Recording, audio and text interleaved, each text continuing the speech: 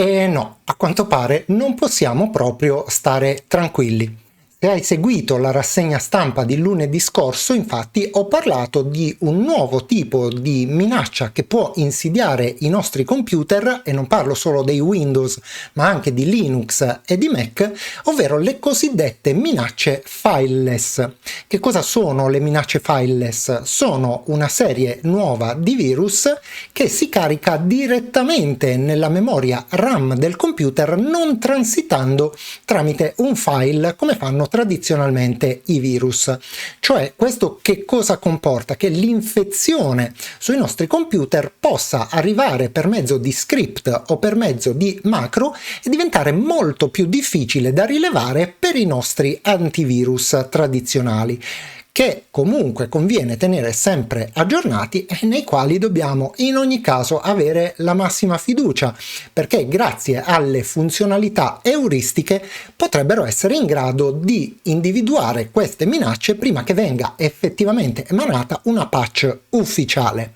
Ma purtroppo le minacce fileless non sono le uniche minacce a cui i nostri computer sono soggetti in questo periodo, tanto che Microsoft ha pensato, visto l'incremento del numero di attacchi, di affiancare un vecchio strumento che è andata a rispolverare al nostro Windows Defender, perché se qualcosa dovesse essere sfuggita a quest'ultimo potremo sicuramente intercettarla grazie a questo preziosissimo strumento che viene aggiornato ogni 10 giorni, quindi anche se lo scarichi diventerà subito vecchio e dovrai tornare a scaricarlo, e che dovrai lanciare presumibilmente circa ogni 15-30 giorni. Andiamo a vederlo insieme. Ti senti pronto? Iniziamo.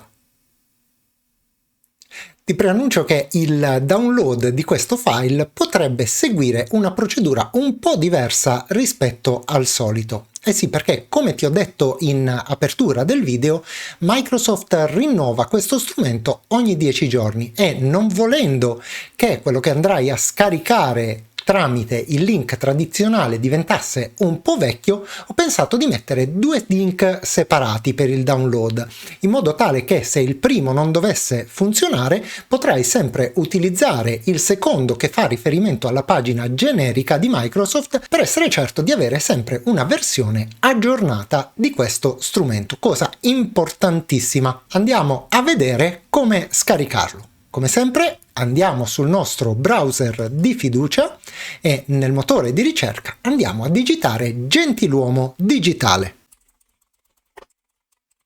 Effettuiamo la nostra ricerca e, come sempre, il primo risultato sarà quello che ci interessa, cioè quello relativo al dominio gentiluomodigitale.it.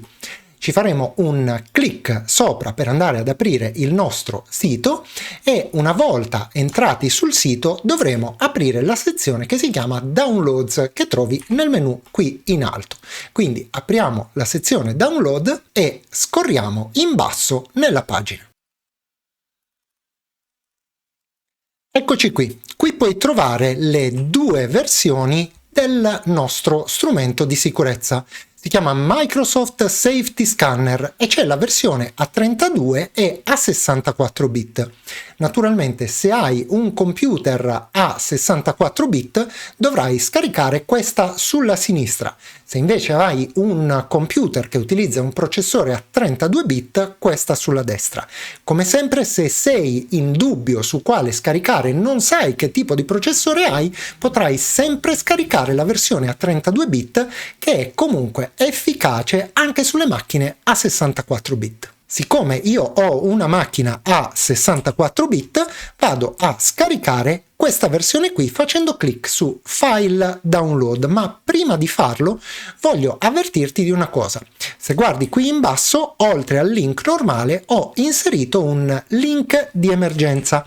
Se cliccherai su questo link verrai trasportato sulla pagina di Microsoft, dove troverai comunque i link aggiornati, se quello sulla mia pagina non dovesse funzionare correttamente.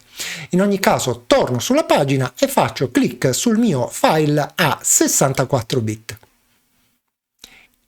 Il programma è un pochino pesante, ci metterà qualche secondo in più ad essere scaricato e ti anticipo che è un programma portable, quindi che potrai mettere volendo anche su un pendrive per portarlo in giro ed utilizzarlo su altri computer.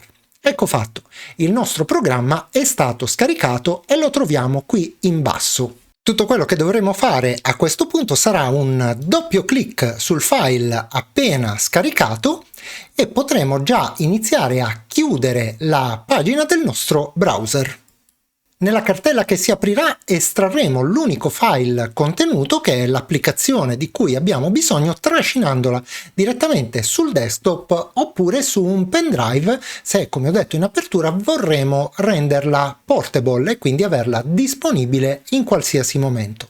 Andiamo a chiudere questa cartella compressa e facciamo doppio clic sul file che abbiamo appena portato, che rappresenta una spazzola, delle bolle di sapone ed un computer. Dopo aver fatto il nostro doppio clic verremo invitati ad acconsentire che questa app apporti modifiche al nostro dispositivo, cosa che accetteremo cliccando sul pulsante sì, e in breve tempo ci ritroveremo di fronte alla finestra iniziale di questo software. In questa finestra veniamo invitati ad accettare i termini di licenza, cosa che dovremo fare cliccando su questa casella, per poi andare a cliccare sul pulsante avanti per proseguire. Anche in questa finestra clicchiamo semplicemente sul pulsante avanti e qui veniamo invitati a scegliere tra 3 tipi di scansioni. Te le illustro brevemente. La prima scansione, Quick Scan, è quella rapida. Questa scansione si occupa di andare a verificare le aree dove solitamente nel computer si vanno ad annidare virus e malware e a cercare in quelle aree se trova qualcosa di sospetto. La seconda, invece, è la scansione completa. Fa una scansione dell'intero sistema, naturalmente sarà più lenta, ma non tralascia assolutamente nulla.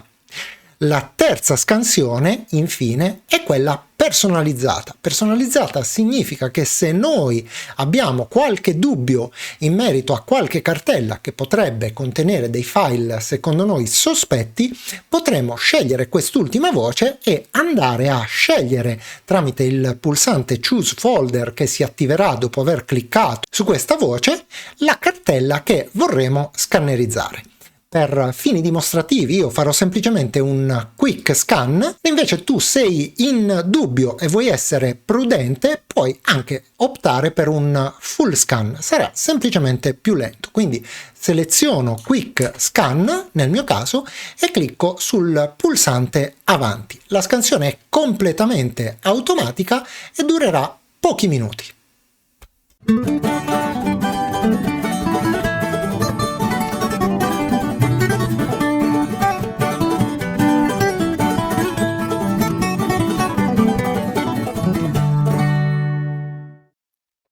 Ecco fatto, la nostra scansione è terminata. In questo caso non sono stati rilevati elementi infetti, ce ne accorgiamo da questo scudetto verde che sarebbe stato invece di colore rosso con una X bianca nel caso in cui fossero stati trovati degli elementi infetti, e il programma stesso ci informa che la scansione è stata completata con successo e che non sono stati rilevati né virus né spyware né altre potenziali minacce.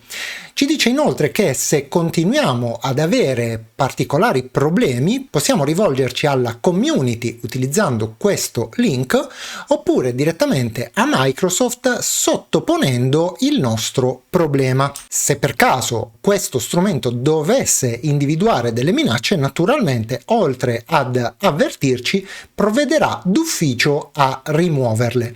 Una volta terminata la scansione, tutto quello che dovremo fare sarà un clic sul pulsante fine qui in basso.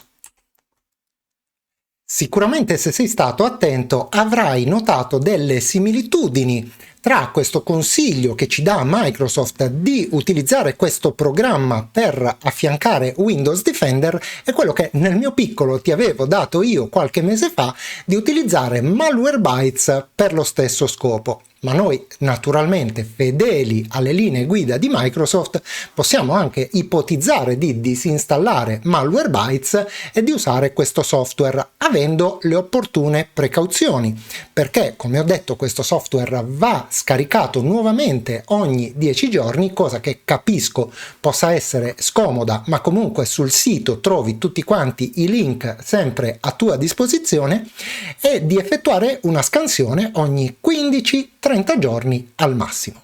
E siamo arrivati quasi alla fine del video, perché prima ci tengo tantissimo a ringraziare i grandissimi Luciano Noè e Mike Leone, in arte Giorgio Brusasco, e Mirko e Luca Morgillo per i loro super grazie. Io vi ringrazio infinitamente ragazzi, perché il vostro contributo è utile oltre ogni dire per far andare avanti questo canale. Bene, siamo arrivati al momento dei saluti, ma prima voglio ringraziare anche te per aver visto questo video fino in fondo, cosa che, come ripeto sempre, ti fa onore, e giunti a questo punto non mi resta che salutarti e darti appuntamento alla prossima.